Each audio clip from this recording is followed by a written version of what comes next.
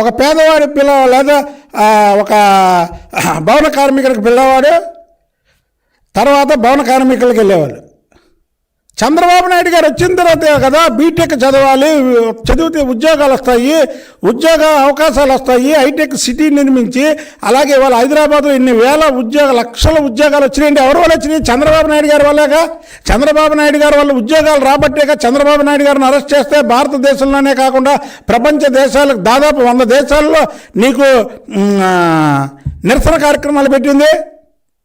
ఇవాళ రిక్షా కార్మికుడి పిల్లాడు ఆ రిక్షా తొక్కట్లేదు. 30,000 40,000 నుంచి ₹1,00,000 ₹2,00,000 ఉద్యోగాలు చేస్తున్నారు.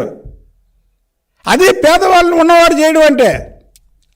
అంతేగాని రిక్షా కార్మికుడు కొడుకు రిక్షానే తొక్కాలి, భవన కార్మికుడు కొడుకు భవనాలే కట్టాలి,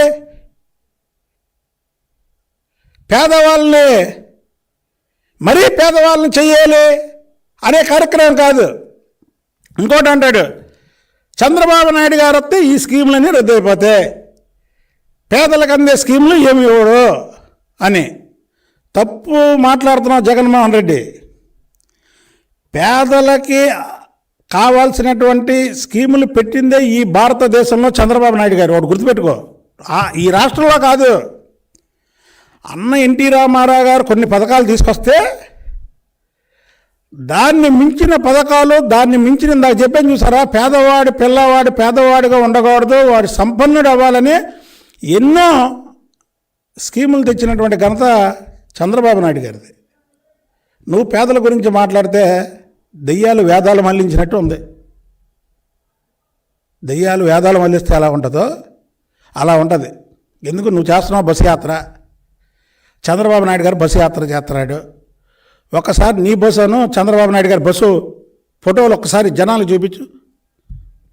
పేదల గురించి మాట్లాడే ముందు నీ బస్సు, చంద్రబాబు నాయుడు గారి బస్సు ఒక్కసారి చూపి. చంద్రబాబు నాయుడు గారు ఏ బస్సులో ప్రయాణిస్తున్నాడో, నువ్వే బస్సులో ప్రయాణిస్తున్నావో, చంద్రబాబు నాయుడు గారు ఏ ఇంట్లో ఉంటున్నాడో, నువ్వు ఏ ఇళ్ళలో ఉంటున్నావో, చంద్రబాబు నాయుడు గారు ఇంటికి వెళ్ళేటప్పుడు ఆయన ముఖ్యమంత్రిగా ఉన్నప్పుడు కరకట్ట రోడ్డు ఎలాగుందో, ఇవాళ నువ్వు ఇక్కడ ఇల్లు కట్టుకున్నాక తాడేపల్లి దగ్గర ఎంతమంది పేద ప్రజల నివాసాలు తీసి నువ్వు రోడ్డు వేయించుకున్నావో, పేద ప్రజల మీద నీకు విశ్వాసం ఉందా, లేదా నువ్వు పేదల పెన్నిదా, లేదా చంద్రబాబు నాయుడు గారు పేదల పెన్నిదా, క్లియర్ కట్గా తెలిసిపోద్ది.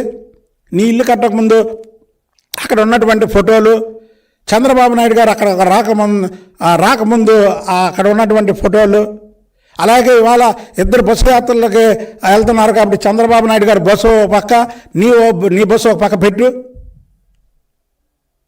పేదల పెన్నిదంటే పేదవాడిలాగా జీవించడం కూడా తెలియాలి. చంద్రబాబు నాయుడు గారికి అది ఉంది.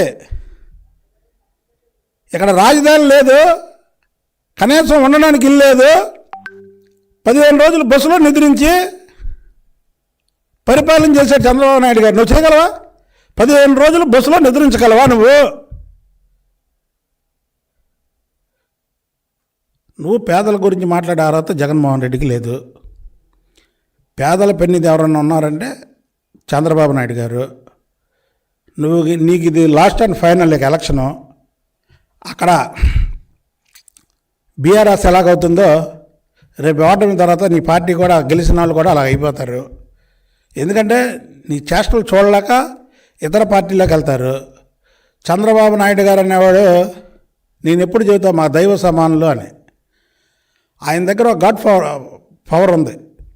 ఏముందంటే కేసీఆర్ గారు ఎన్నిసార్లు చంద్రబాబు నాయుడు గారిని మాటల్లో తోలనాడినా ఒక్కసారి కూడా చంద్రబాబు నాయుడు గారు కేసీఆర్ గురించి పన్నెత్తి మాట అనలా.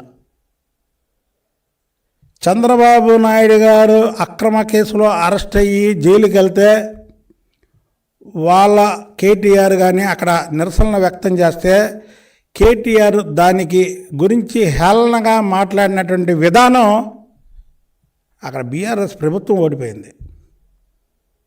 ఇందా చెప్పాను చూసారా, చంద్రబాబు నాయుడు గారికి గట్ పవర్ ఉందని. చంద్రబాబు నాయుడు గారుని అన్యాయంగా జైలుకు పంపిస్తే దాన్ని చులకన భావంగా మాట్లాడినటువంటి కేసీఆర్ కుటుంబం కానీ, కనీసం కేసీఆర్ అన్నాళ్ళు చంద్రబాబు నాయుడు గారితో మా దగ్గర పనిచేసి కనీసం దాన్ని ఖండించకపోవడం వల్ల ఇవాళ కేసీఆర్ గారి కూతురు కవిత చేసిన నేరానికి జైలుకి వెళ్ళింది. అది చంద్రబాబు నాయుడు గారి యొక్క పవర్. నేనేమి వాళ్ళని వెళ్ళాలని కోరుకోవట్లా, అది కూడా చెప్తున్నా. కానీ అన్యాయంగా ఎవరు నిందలేస్తే చంద్రబాబు గారి మీద నిందలు మోపినా, చంద్రబాబు గారిని తోలనాడా చివరికి పట్టే గతి అది. ఈ రాష్ట్రం నీకేంటి, కాంగ్రెస్ పార్టీకి 64 సీట్లు వస్తాయి, వాళ్ళకి 39 వచ్చినాయి. 151 సీటు ఇక్కడ జగన్మోహన్ రెడ్డికి వస్తే 23 వచ్చినాయి మాకు. అయినా సరే ఇవాళ తెలుగుదేశం పార్టీ నిలబడింది. తెలుగుదేశం పార్టీ రేపు అధికారంలోకి రాబోతుందని ప్రతి ఒక్కరు చెబుతున్నారంటే చంద్రబాబు నాయుడు గారి పవరు. ఈ రాష్ట్రానికి చంద్రబాబు నాయుడు గారు కావాలనే ఈ తెలుగుదేశం పార్టీని అనేక రకాల మూత పెట్టేద్దాం, తెలుగుదేశం పార్టీని క్లోజ్ చేద్దాం అనుకున్నారు. ఎవరన్నా చేయగలిగే సత్తా ఉందా? ఎందుకు లేదంటే పేద ప్రజల ఆశీస్సులు చంద్రబాబు నాయుడు గారికి ఉన్నాయి. ఆయన నిత్యం పేద ప్రజల గురించి ఆలోచిస్తాడు. జగన్మోహన్ రెడ్డి అనే వ్యక్తి పేద ప్రజలకి